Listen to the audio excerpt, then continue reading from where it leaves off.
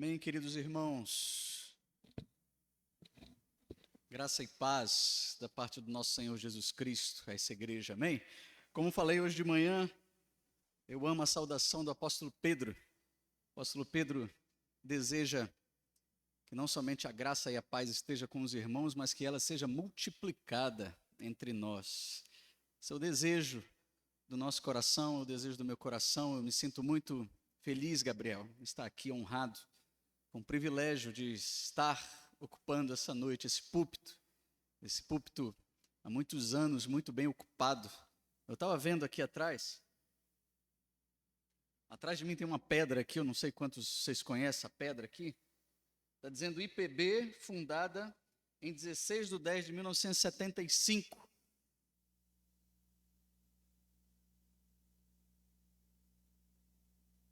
Mutou meu microfone, isso. Está de cabeça para baixo aqui. Então, é 19/10/75 e organizada dia 14/6/1981, exatamente 3 meses antes de eu nascer. Eu nasci dia 14 de setembro de 1981. Para vocês verem o temor que eu estou aqui essa noite, né? O púlpito dessa igreja é mais antigo do que eu.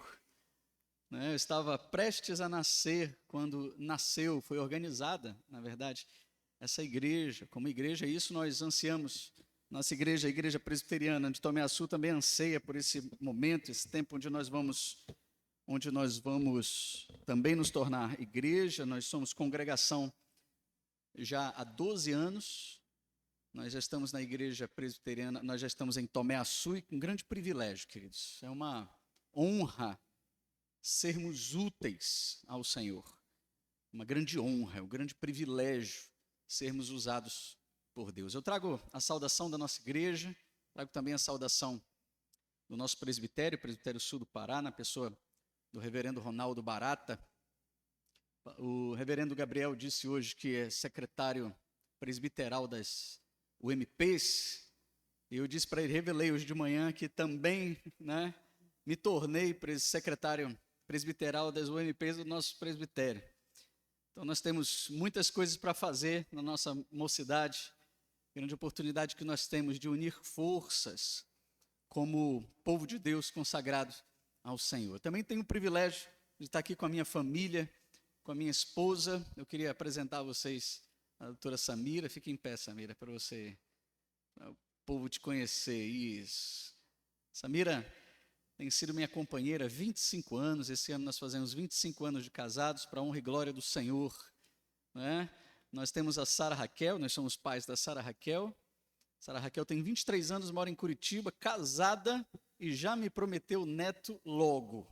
Eu já disse para ela, olha, antes de eu completar 45, eu quero ser avô. Estou com 43. Eu quero ser avô antes dos 45. Amém, igreja?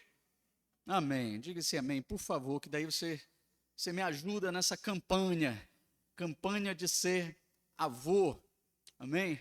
E eu tenho também o Paulo Davi. Nós temos o Paulo Davi, aquele jovem rapaz lindo. Fica em pé, meu filho. Fica. Ele não gosta disso, ele é muito acanhado.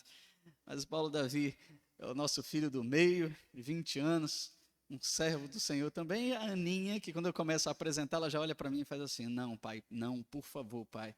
A Aninha é a nossa princesinha de casa, e veio para encerrar a fábrica. Agora nós estamos esperando netos, A gente está esperando esse grande privilégio da próxima geração. Afinal de contas, eu tenho certeza absoluta de que Deus não os coloca de forma aleatória no tempo e no espaço. O Senhor te colocou nessa cidade para você ser sal e você ser luz deste lugar. E o Senhor te fez nascer nesta geração, para que esta geração ouça a palavra de Deus.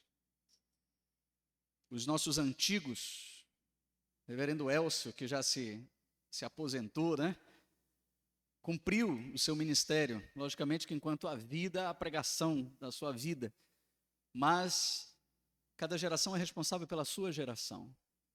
A nossa geração está aqui diante de nós para ouvir a palavra de Deus, para ser transformado pela palavra de Deus, porque é a palavra de Deus que nos molda. A palavra de Deus é que revela a vontade do Senhor para nós. Amém, queridos? Vamos começar esse tempo fazendo uma oração, pedindo ao Senhor a sua iluminação, a sua direção nesse tempo de pregação. Pai, nós te agradecemos e te damos graças, Senhor, pelo grande privilégio de te servir, Pai. Nós te agradecemos pela graça de termos sido chamados pelo Senhor. Nós que estávamos mortos dos nossos delitos e pecados, todos nós, que outrora vivíamos na inutilidade dos nossos pensamentos. Nós fomos chamados e resgatados pelo teu poderoso nome, essa graça irresistível que trouxe para perto de ti homens e mulheres que não tinham nenhum interesse no Senhor, mas fomos salvos pelo teu amor e pela tua graça. Continua conosco, falando aos nossos corações, Senhor, assim como tu tens usado esse púlpito há tantos anos, há décadas, pregando o teu evangelho, puro e simples. Pedimos que tu continues dessa forma, Senhor. Continues fazendo, Senhor, dos pastores, dos líderes, de todos aqueles que ensinam nessa casa, homens despenseiros, fiéis ao Senhor, e falem somente aquilo que vem da tua boca, aquilo que vem do Senhor. Recebe toda a honra e toda a glória em nome de Jesus. Amém. Amém, amados. Quantos estavam hoje de manhã? Quantos estavam hoje de manhã? Isso, eu acho que um pouquinho menos da metade. Não temos pelo menos a metade do auditório que não estava. Gabriel, é transmitido ao vivo? Postado depois, né? É colocado depois. Maravilha. Meus amados, o reverendo Gabriel, já há algum tempo, já está com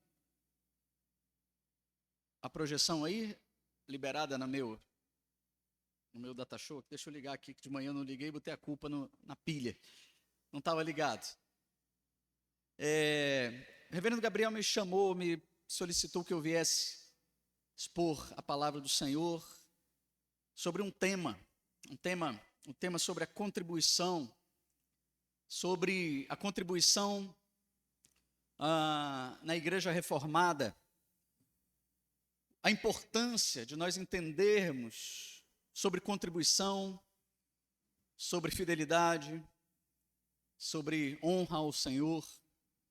E essa manhã nós fizemos uma longa exposição sobre esse tema, um tema muito pertinente para os nossos dias, porque nós temos vivido dias de verdades mentirosas, nós temos vivido dias onde a verdade não é mais considerada verdade, onde existem muitas verdades, acabando nenhuma verdade sendo verdadeira. Nós voltamos à palavra de Deus, devemos voltar à palavra de Deus sempre, para sermos libertados dos nossos pecados pela verdade. Nós, como cristãos e como reformados que somos, a nossa história anuncia isso. Nós não aceitamos nenhuma outra verdade que não venha das Sagradas Escrituras. Nós não aceitamos isso. Nós não aceitamos esse dizer popular de que a verdade ela é relativa, de que existem várias fontes de verdade, várias fontes de interpretação, que cada um tem a sua verdade. Não, meus irmãos. Se nós crermos dessa forma, nós não cremos na palavra de Deus. Se nós entrarmos nessa mentira de dissolução de verdade, nós temos que admitir de que nós não cremos no único Deus fiel e verdadeiro, que se revelou através da sua verdade, através das Sagradas Escrituras. E a palavra de Deus, ela nos convida o tempo inteiro a retornar a ela. Geração após geração, nós precisamos voltar à palavra. Nós precisamos o tempo inteiro estarmos na palavra, ensinarmos a próxima geração, porque senão nós caímos na cilada do engano da verdade, que não é uma verdade absoluta. Nós estamos aqui para pregar a verdade. E eu tenho certeza absoluta que a verdade dói. Nós temos cada vez mais dificuldades de ouvir a verdade, porque a verdade é dura, porque a verdade salva. E se ela salva, é porque existe uma perdição, existe uma doença, existe uma enfermidade. Se ela é cura, é porque nós estávamos enfermos, estamos enfermos, áreas da nossa vida estão o tempo inteiro em enfermidade. Essa manhã nós meditamos sobre isso, meditamos sobre a enrascada que nós estamos diante do conceito, o conceito do relacionamento que nós temos com as nossas posses, com os nossos recursos. Nós vimos a escravidão que muitos de nós estamos servindo a um Deus que não é o nosso Deus, o nosso Senhor. Nós estamos diante da geração, repito, que falei hoje de manhã, de uma geração que acredita, que crê em Deus, mas que vive como se Ele não existisse. Nós vivemos uma geração que confessa com os seus lábios a fé e a crença em Cristo, mas que esse Cristo não é Senhor absoluto e soberano sobre a sua vida. Até o conceito de soberania hoje é um conceito muito resistido entre nós. A gente, nós como reformados, a gente enche o peito para falarmos sobre a soberania de Deus na eleição. Mas nós temos muito problema em falar da soberania de Deus sobre o que nós temos, sobre o que nós somos, sobre o futuro dos nossos filhos, sobre quantos filhos o Senhor quer que nós tenhamos. Eu me lembro uma vez que estava conversando com uma missionária nossa, presbiteriana, lá em Pistoia, na Itália, a Érica, grande amiga nossa de muitos anos. A Érica está com 8 filhos na Itália. E quando ela visitou a gente lá em Curitiba, eu disse: Érica, como é que pode? Você ter 8 filhos, menina. Você enlouqueceu. Eu, coitado, completamente tomado pelo pensamento vão e inútil desse século. Ela disse: meu amigo, como posso eu ir contra a vontade do Senhor? Eu pergunto sempre para o Senhor, aonde nós vamos morar, que carro devo comprar, que alimento eu devo ingerir. Mas eu também pergunto ao Senhor: Senhor, quantos filhos tu queres que eu tenha? Quantos filhos do Senhor o Senhor precisa que esta geração tenha? Estou aqui, meu ventre está diante do Senhor. Meu corpo é do Senhor. Eu tenho aprendido que o meu corpo é santuário do Senhor. Ele faz dele o que Ele quiser. Portanto, eu estou no 8º filho, e se tiver mais saúde, eu terei mais. Meus irmãos, esse é o pensamento de uma pessoa livre. É o pensamento de uma pessoa que não se dobrou aos ditames, às regras da inutilidade desse mundo, que não quer que o Evangelho avance através dos seus filhos. E nós vimos essa manhã, vamos fazer uma recapitulação. Já está aqui, não? Eu não estou vendo. Só passar? Pronto. Então nós vemos sobre o princípio para a verdadeira prosperidade bíblica. A gente vai fazer aqui uma recapitulação breve, para a gente passar para a última parte do que nós iniciamos hoje de manhã. Esses princípios para a verdadeira prosperidade bíblica, para a relação que nós temos com os nossos recursos ou aquilo que nós recebemos de Deus. Nós dividimos em 2 partes. A primeira parte é a parte de Deus e a segunda parte, a nossa parte. Nesse acordo, onde nós firmamos esse acordo pelo sangue de Jesus com o reino de Deus, Deus nos garante a sua parte através da sua fidelidade e exige de todos aqueles que estão envolvidos nesta aliança também fidelidade. Então, nós vimos que existem razões espirituais para nós prestarmos bastante atenção sobre esse nosso relacionamento com riquezas, com o nosso recurso, com os nossos dinheiros, com as nossas posses. As razões espirituais, elas passam pelo princípio de que a maneira como nós lidamos com o dinheiro tem um grande impacto na intimidade do nosso relacionamento com Cristo.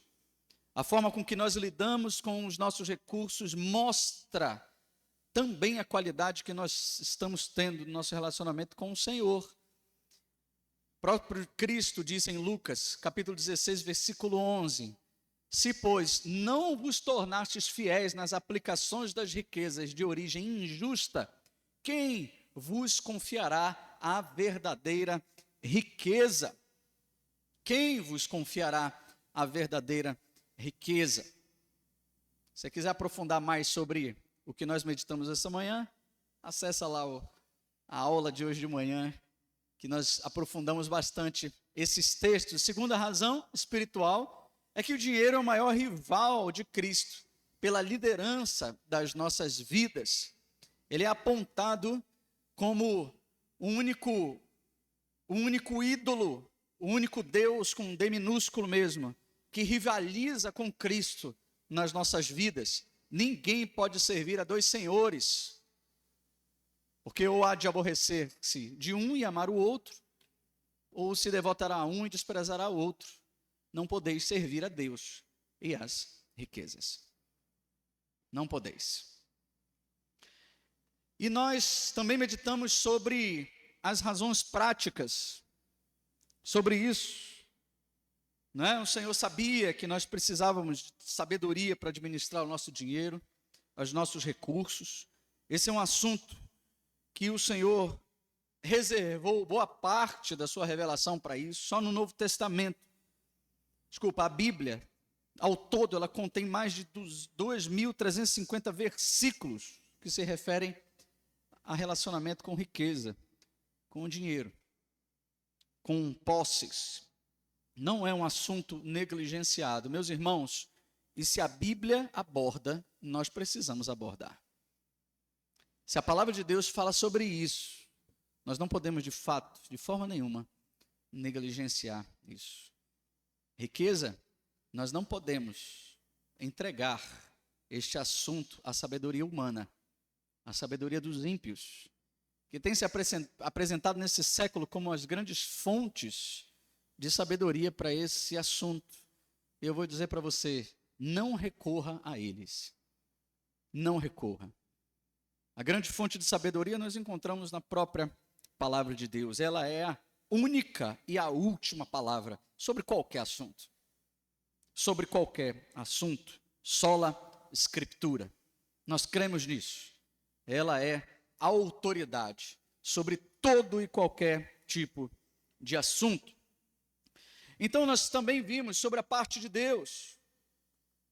A parte de Deus, nós meditamos sobre Deus ser dono de tudo. Então, dele pertence todas as coisas. Ele é dono do ouro e da prata. Ele é dono de tudo. Ele é dono de todos os animais. Ele é dono de toda a criação. Lemos vários textos bíblicos que falam sobre isso.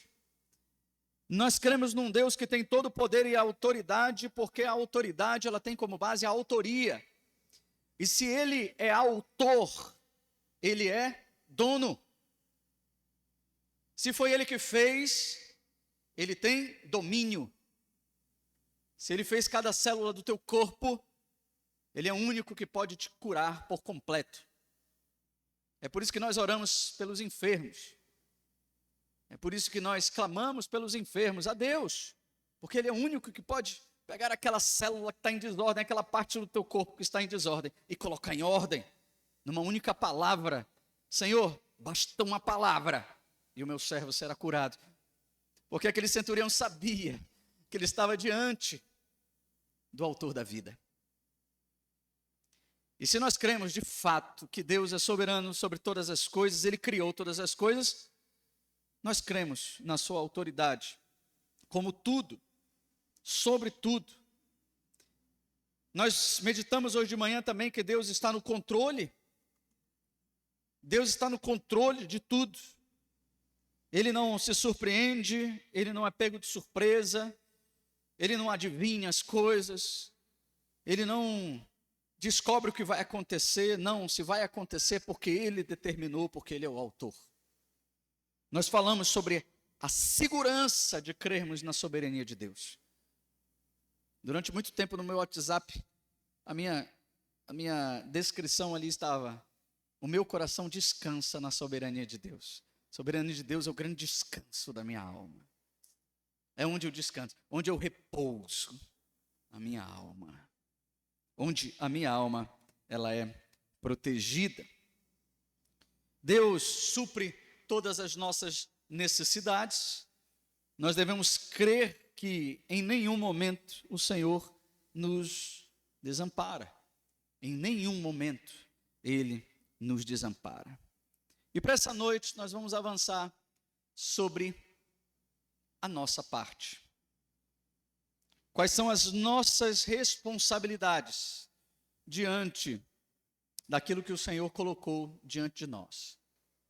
Qual é o que cabe a nós, a cada filho de Deus, como servos do Senhor? Deuteronômio capítulo 6, versículo 5, nós temos o maior de todos os mandamentos. O maior de todos os mandamentos não vai estar aí no datashow, mas você pode abrir e já deixar marcado na tua Bíblia. O maior de todos os mandamentos. Jesus, lá no Evangelho de Lucas e no Evangelho de Mateus, repete este mandamento como sendo o maior de todos. Amarás o Senhor teu Deus de todo o teu coração, com toda a tua alma, toda a tua força e com todo o teu entendimento. Durante alguns anos em Curitiba, eu mantive o meu ministério bivocacionado. Em Curitiba, eu tinha uma profissão, né? Eu trabalhei com café, eu me tornei especialista em café. Essa profissão se chama de barista, não tem nada a ver com bar, meus irmãos. Eu não sei até hoje por que é barista. Mas especialista em café, eu fiquei muito feliz quando eu ouvi uma mensagem que me fez decorar esse texto.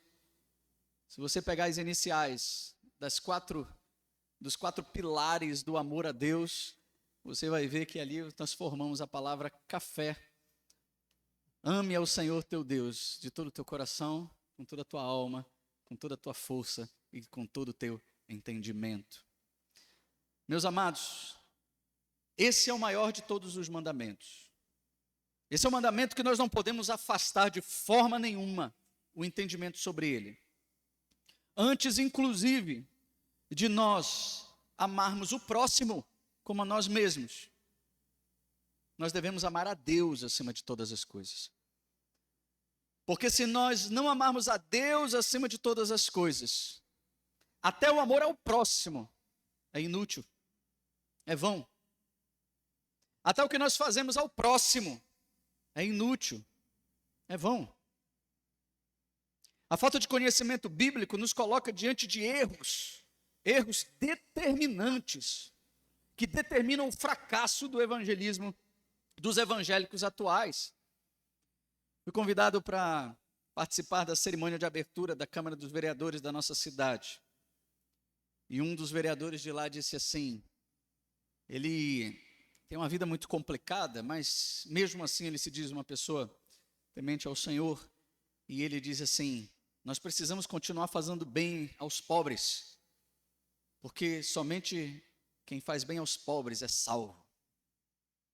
É uma loucura doutrinária, um entendimento completamente deturpado sobre a fonte de salvação, que não é por obras, mas é pela graça do Senhor. Até o entendimento que nós temos sobre quem é o próximo. Se você for ver lá o texto, né, do bom samaritano, a parábola do bom samaritano, o próximo ao qual esta parábola está se referindo não é aquela pessoa que está caída no chão. O próximo é aquele homem que atendeu e salvou aquele homem caído no caminho.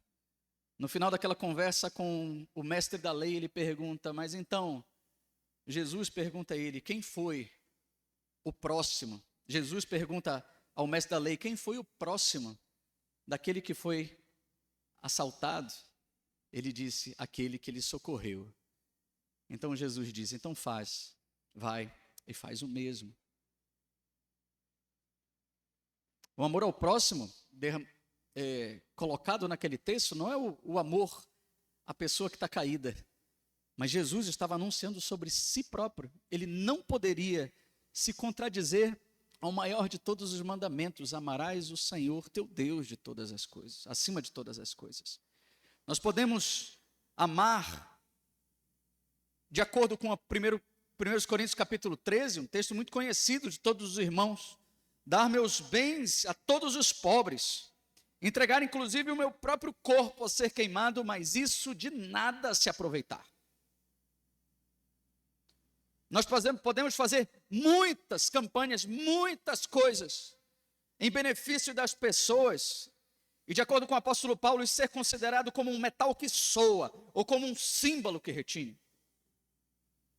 Porque nós não podemos fazer absolutamente nada, a não ser por amor a Deus.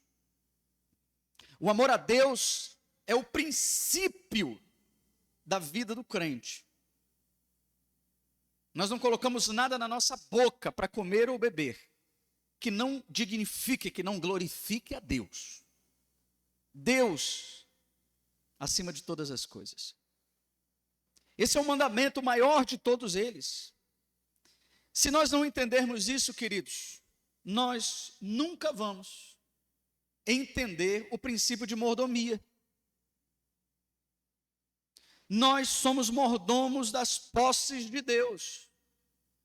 Nós somos servos de um Deus que colocou sobre nosso domínio, sobre a nossa posse, sobre as nossas mãos, o que é dele, o que é seu recurso.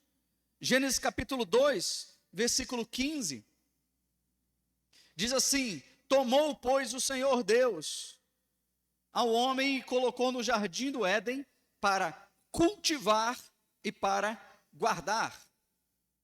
Deus não deu o título definitivo da terra para o homem.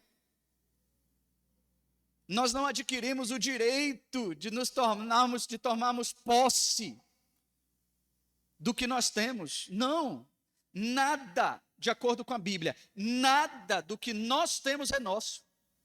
Tudo é de Deus. Tudo é do Senhor. É muito difícil a gente meditar sobre isso e aceitar no nosso coração hoje, porque nós vivemos uma geração que adquire direitos o tempo inteiro. Nós estamos o tempo inteiro, o tempo todo, requerendo que os nossos direitos sejam respeitados. É verdade ou não é? O tempo inteiro. O tempo inteiro nós reivindicamos as nossas conquistas, aquilo que é nosso, aquilo que nós nos tornamos senhores. A grande mentira desse mundo,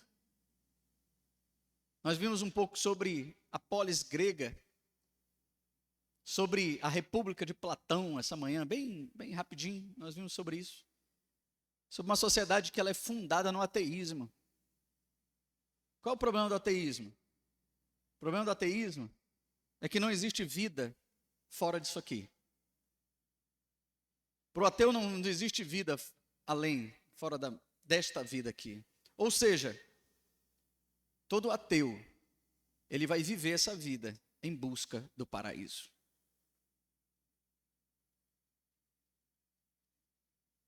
E sabe qual é a maior tristeza do meu coração? É percebermos que muitos crentes têm vivido essa vida em busca do paraíso nessa vida. Vivido uma vida de busca desenfreada, reverendo. pelos prazeres dessa vida, pelos encantos dessa vida, quando não é isso que a palavra de Deus nos promete. Nunca foi. Nunca foi. Mas Ele nos deu a guarda e o cultivo.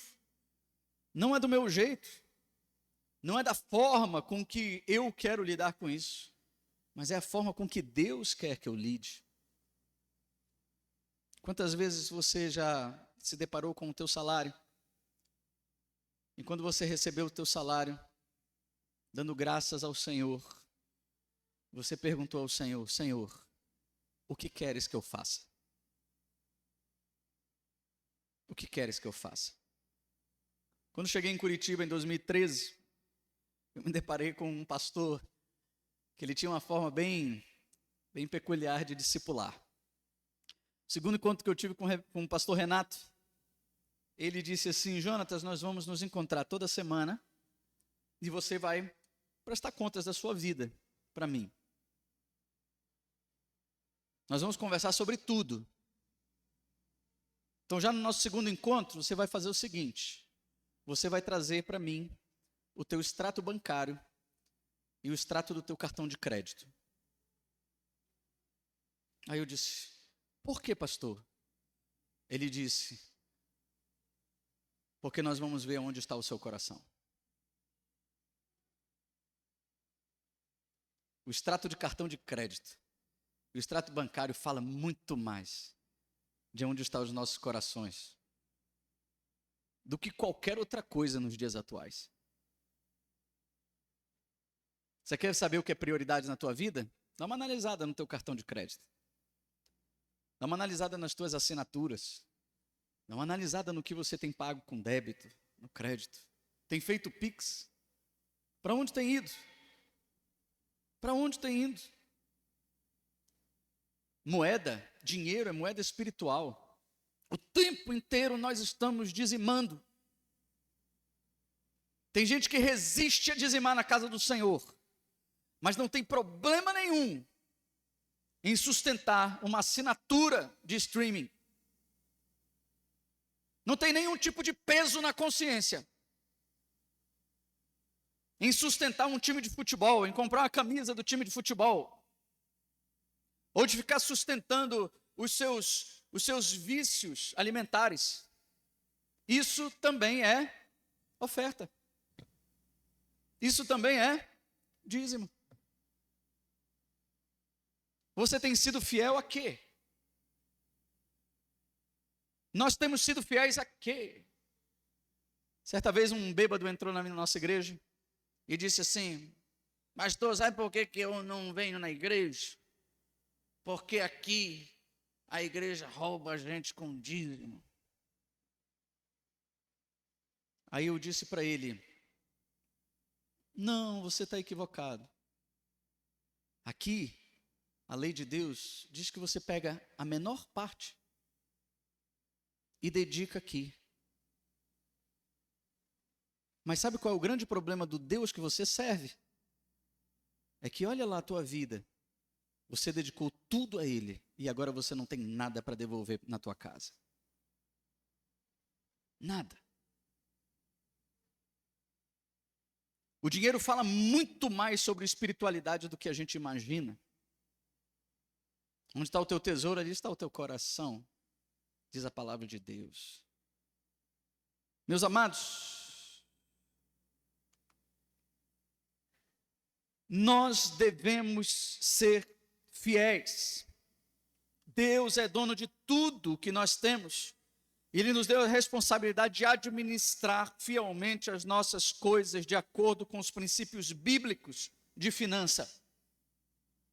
1 Coríntios capítulo 4, verso 2 diz: ora, além disso, o que se requer dos despenseiros é que cada um deles seja encontrado fiel. O que é um dispenseiro? Dispenseiro é aquele que é responsável pela dispensa. Sabe esse dinheirinho aí, que você reclama dele, diz que é pouco, não sei o quê? Não. Sabe esse? Esse é um recurso que o Senhor colocou sob a tua responsabilidade. Ele está na tua despensa. E o apóstolo Paulo fala aos coríntios que o nosso Deus, Ele prestará contas de cada centavo que nós temos. O destino de cada centavo que nós temos, que nós recebemos. Nós devemos ser fiéis em tudo o que nós temos, absolutamente tudo o que nós temos. Não devemos ser apenas servos fiéis, por exemplo, dos 10% do dízimo que nós damos. Não. Como também dos outros 90%. Tudo o que temos é do Senhor e devemos administrar de maneira que lhes agradecemos. Que agrademos ao Senhor. O grande problema, a grande diferença do religioso para o cristão servo do Senhor, é que o ato de dizimar para o religioso é um cumprimento de um ritual, de um sacramento, que traz descanso para a sua consciência.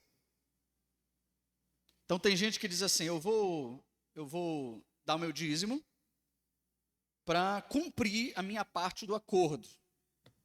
Ai, que bom que Deus só pediu 10%, que agora os 90% é comigo. Não. Não é isso que a palavra de Deus diz. A palavra de Deus diz que tudo que nós temos é do Senhor. Nós não temos liberdade para fazer com o que restou, com os outros 90%, aquilo que dá na nossa cabeça. Não adianta ser fiel no pouco e ser infiel no muito. Não adianta. Nós devemos ser fiéis em tudo, absolutamente tudo. Tudo.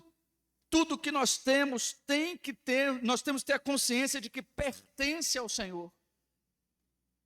Nós iremos prestar contas não só dos 10%, ou das ofertas que nós decidimos e que nós damos à igreja. Como disse muito bem o reverendo Gabriel, uma das coisas que nós conquistamos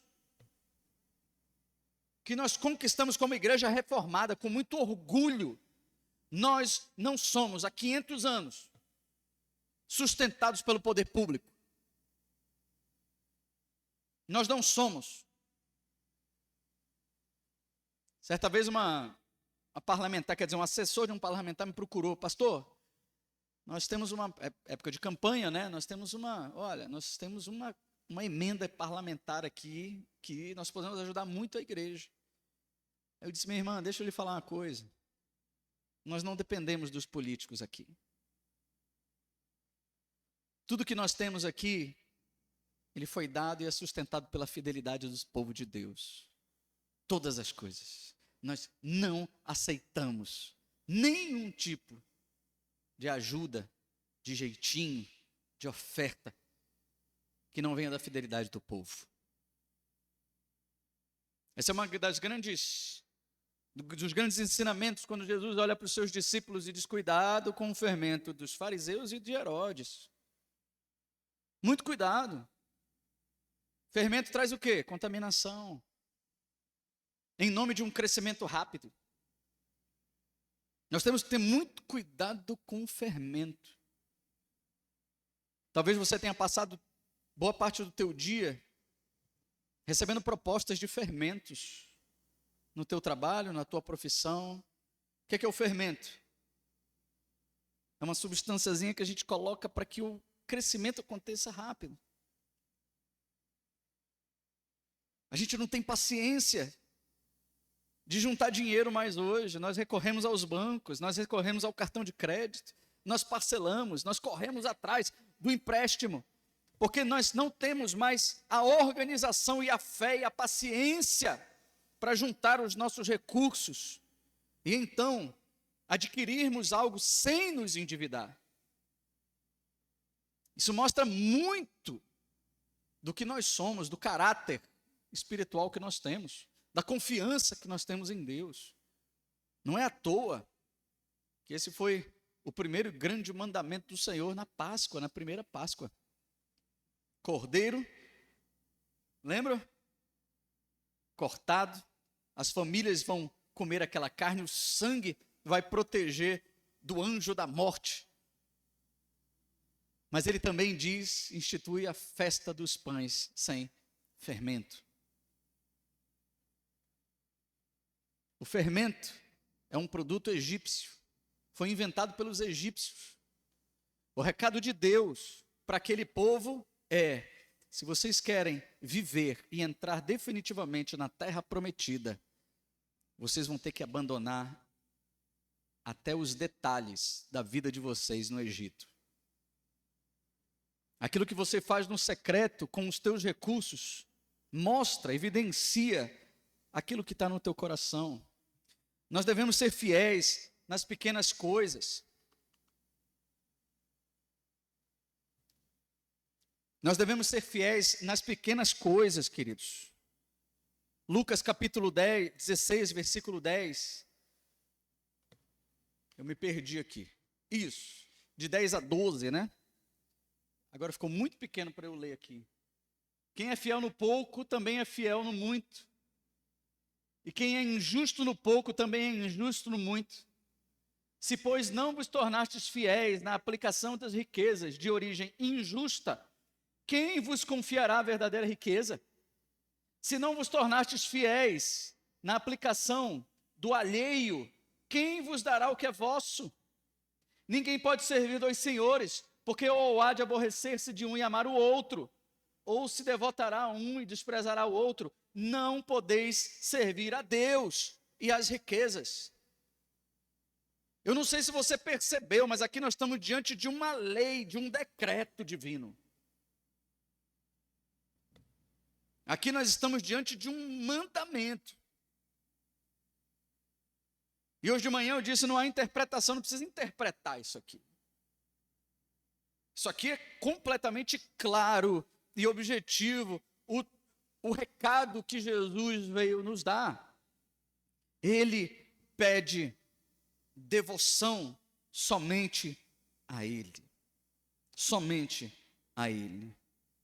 A fidelidade se demonstra, amados, nas pequenas coisas.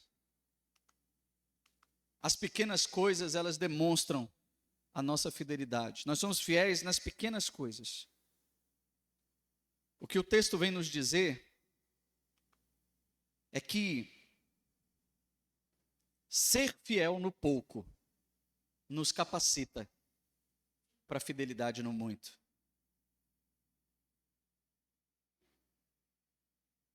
Muitas pessoas estão tendo dificuldade de lidar com o muito, porque são infiéis no pouco. Eu vou repetir. O teu relacionamento com a tua igreja local, a tua fidelidade à tua igreja local, ao sustento da igreja local, ela define a confiança de Deus em você para lidar com as coisas grandes.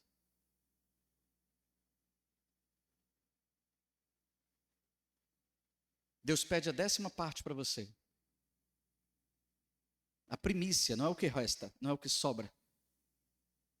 Ele deu, como falei hoje de manhã, Ele deu o seu primogênito, o primeiro. Dízimo e oferta não quer dizer, não diz respeito somente à 10ª parte como sendo a última parte. Não, muito pelo contrário, é a primeira parte. É aquilo que nós separamos e damos à igreja local para o sustento da obra do Senhor, na sua igreja, e depois você vai se preocupar com o teu sustento pessoal. Primeiro, o que é de Deus. E Deus não foi desproporcional para a gente, não. Se tem uma coisa que eu amo em perceber no Senhor, é a sua misericórdia, meus queridos. É a sua misericórdia. Ele entregou absolutamente tudo. Tudo que é dele, nas nossas mãos. E procura adoradores confiáveis, aqueles que buscam ao Senhor de forma confiável. A palavra que mais eu tenho meditado nos últimos meses e anos é a palavra confiança. A palavra confiança é a palavra que mais está nas minhas orações. Eu sempre oro ao Senhor: Senhor, me transforma cada vez mais um homem confiável. Eu quero ser confiável. Porque confiança, amados,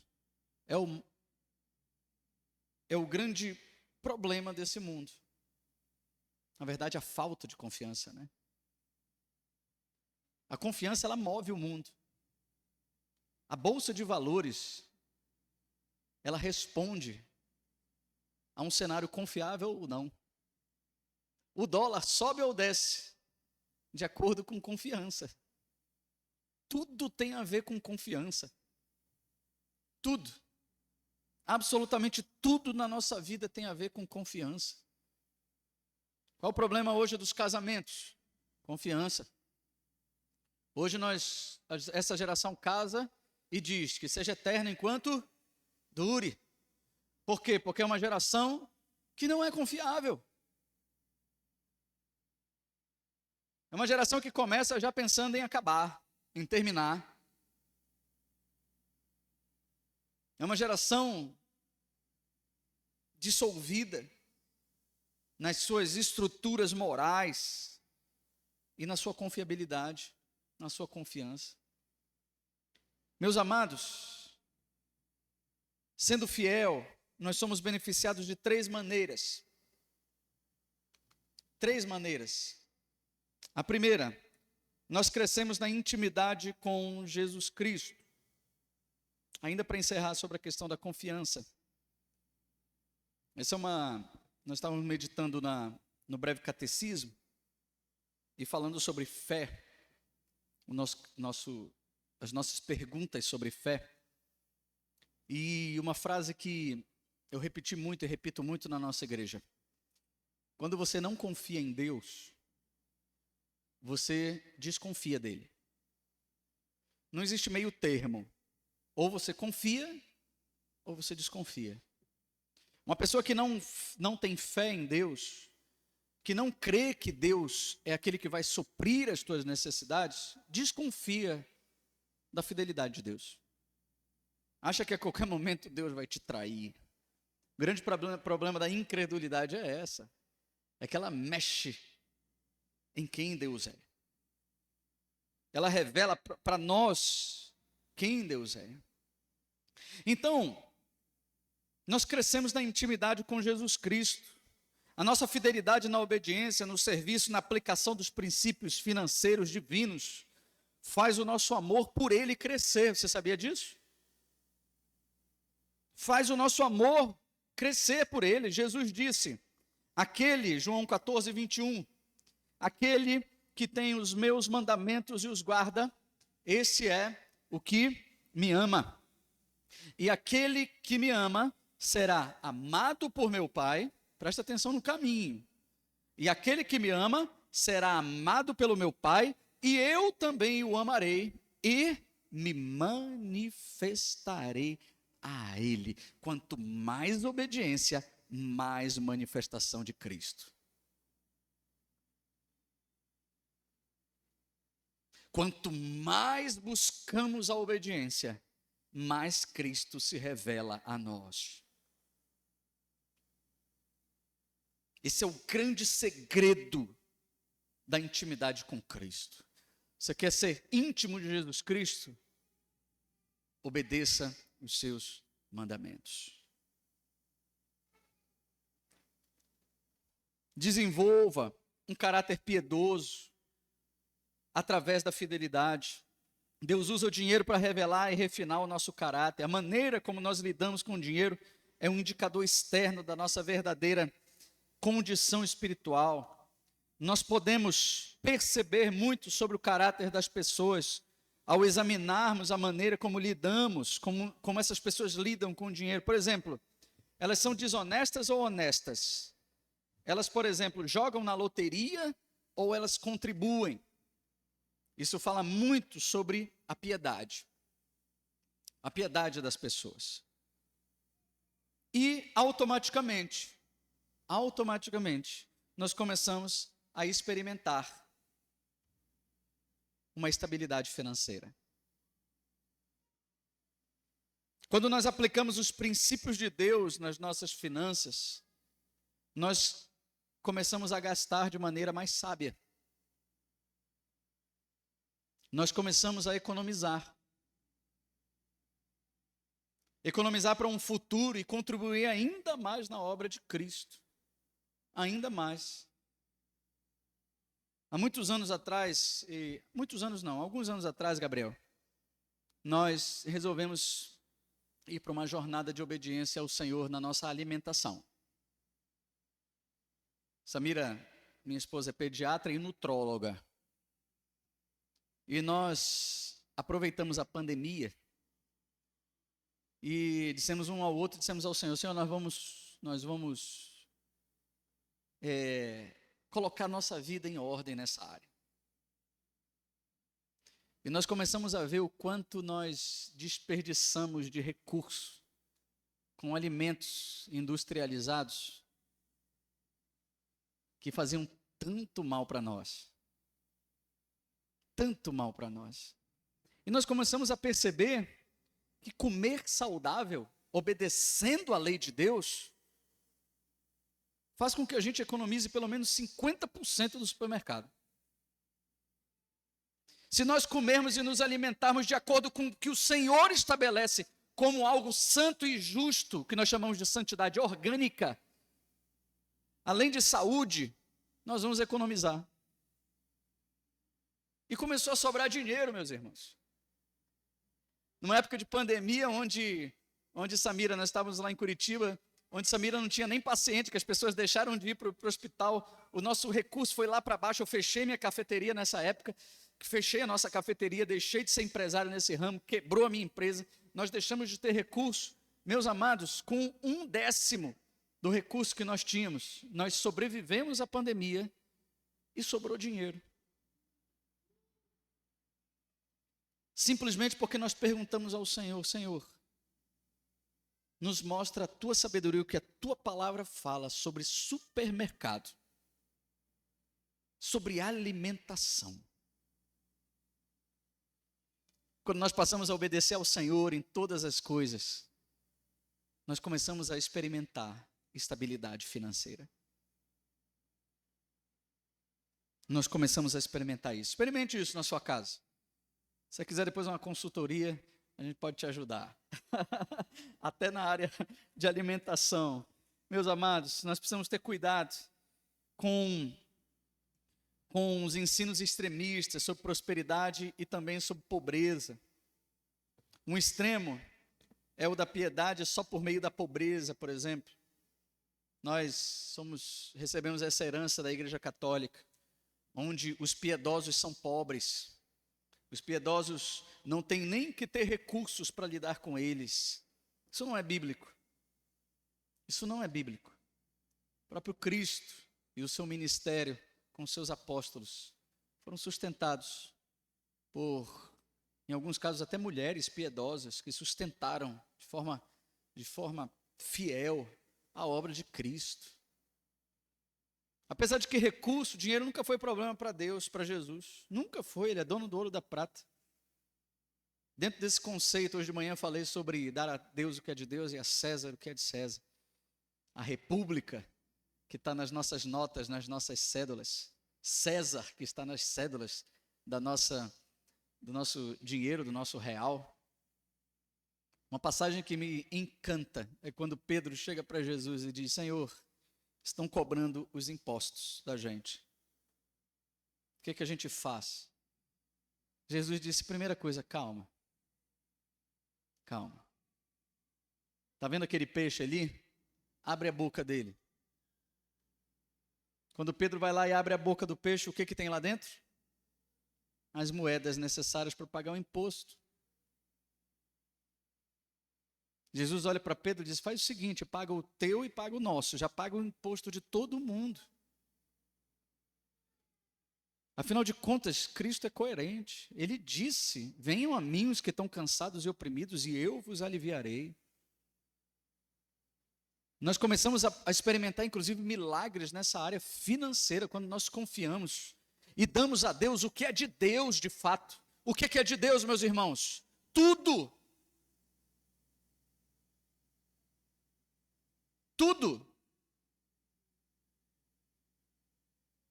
Tudo é dele. Essa igreja é dele. Você, meu irmão e minha irmã, são do Senhor. Entregue definitivamente tudo a Ele. E o Senhor vai cuidar de você. Busque, em primeiro lugar, o reino de Deus e a sua justiça, e todas as outras coisas vos serão acrescentadas. Nós acabamos de cantar essa canção. Nós somos uma geração que cantamos sobre tudo. Mas as canções têm sido verdadeiras? Oh, eis-me aqui, rendido estou. Oh, se quiser cantor é verdade?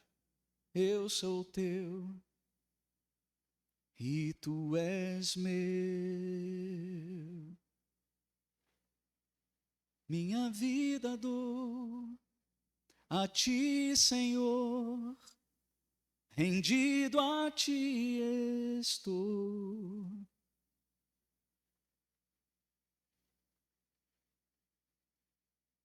E para sempre cantarei. Faz em mim o teu querer.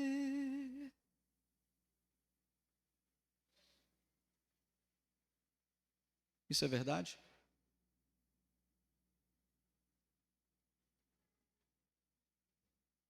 Os teus recursos estão rendidos ao Senhor?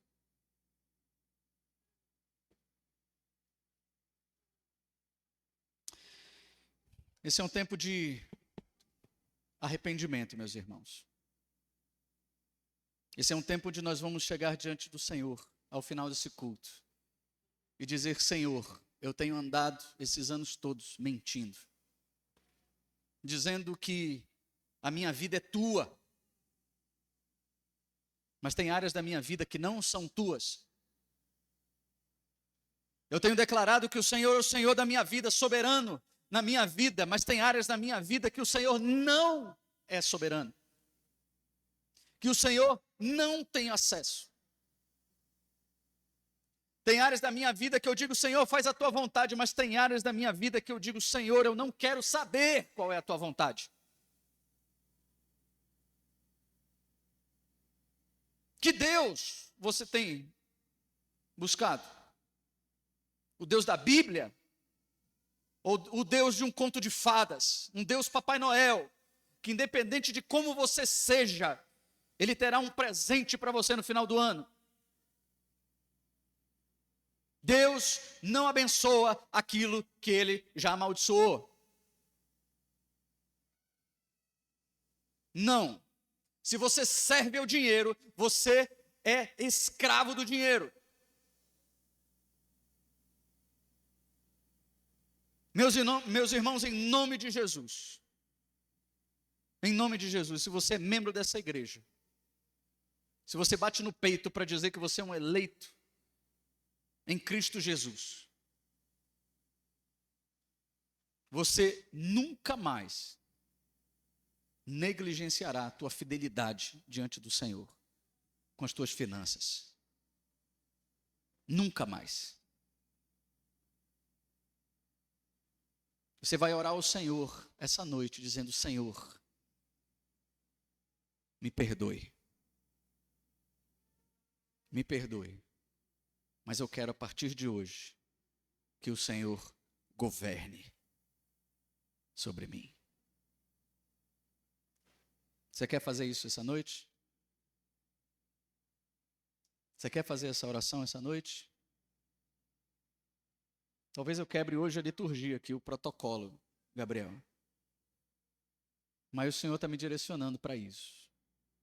Essa noite é uma noite de confissão de pecados, onde nós vamos dedicar definitivamente, entregar ao Senhor o governo e o domínio sobre as nossas vidas, sobre todas as áreas das nossas vidas. Se você quiser fazer isso essa noite, fique em pé e nós vamos orar. Orar por você e orar para que o Senhor tenha misericórdia de cada um de nós. Senhor, nós estamos aqui demonstrando com este movimento de que nós ouvimos a Tua voz, de que nós reconhecemos a Tua voz essa noite e reconhecemos também a nossa negligência. Nós temos sim vivido tempos de infidelidade diante do Senhor, roubando aquilo que é Teu.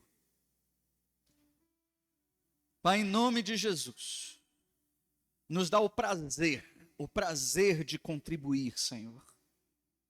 O prazer de contribuir para a Tua obra, para esta igreja, o sustento dessa casa, o sustento do Teu reino. Não só com os 10% que o Senhor colocou, instituiu lá no Velho Testamento. Mas, Senhor, nós apresentamos tudo o que temos ao Senhor. Nós apresentamos tudo diante do Senhor. E eu peço ao Senhor que Tu coloques a Tua mão, Senhor, sobre a vida de cada irmão e cada irmã essa noite, Pai. E que a Tua santa misericórdia restaure, Senhor.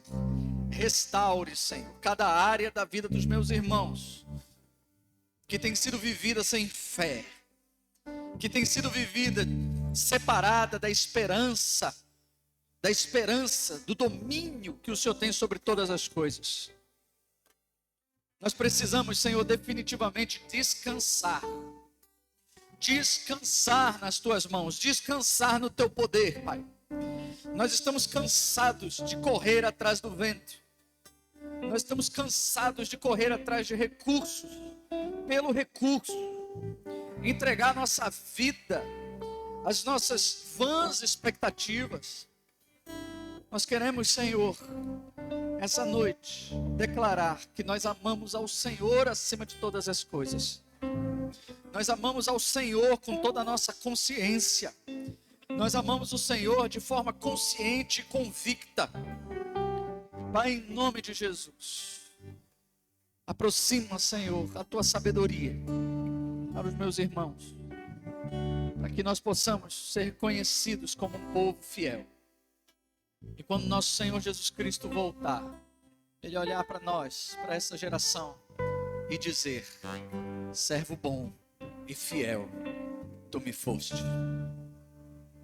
Recebe, Pai, toda a honra e toda a glória, em nome de Jesus. Amém. Amém.